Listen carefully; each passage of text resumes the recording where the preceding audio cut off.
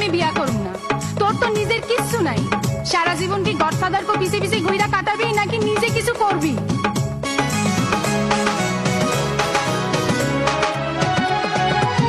দয়া কইরা কিনা সম্মানিত হাজিরিন, এলাকার ভিতরে বিশেষ করে কিছু প্রেমিক ছেঁচড়া কিছু প্রেমিক যুবক আছে, এদের আবার মেয়েদের পিছনে না ঘুরলে পেটের ভাত হজম হয় না।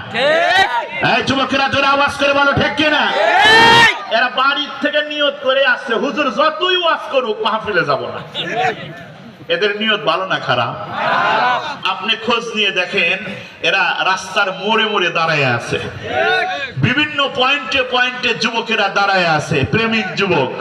তা যে সে জায়গায় দাঁড়ায় না, যে সে রাস্তার মোড়ে দাঁড়ায় না, যেই রাস্তা দিয়ে মেয়েদের চলাচল বেশি, ওই রাস্তা দিয়ে ছেঁচড়া প্রেমিকের সংখ্যাও বেশি। কথা বলেন ঠিক কিনা? আছে না নাই? সম্মানিত হাজিরিন, আপনারা বলেন বাহিরে যারা ঘোরাঘুরি করে এদের কপাল ভালো না খারাপ? আপনারা যারা এখানে বসে আছেন আপনাদের কপাল ভালো না খারাপ? কেমন ভালো এইটা বিশ্বনবী বলেন। ওয়াকাল রাসূলুল্লাহ সাল্লাল্লাহু আলাইহি